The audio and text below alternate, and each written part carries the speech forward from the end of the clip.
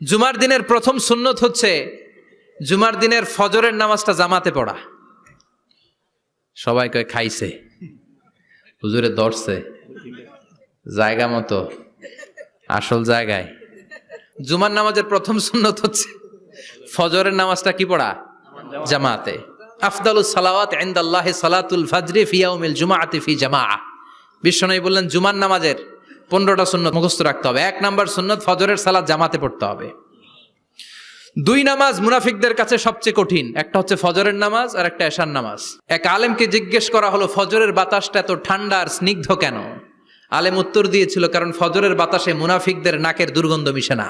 ফজরের বাতাসটা স্নিগ্ধ, ফজরের সময় আল্লাহওয়ালাদের আনাগোনা, মুসল্লিদের আনাগোনা, ইসলামের পক্ষের শক্তির আনাগোনা। চিল্লায় বলেন ঠিক কিনা?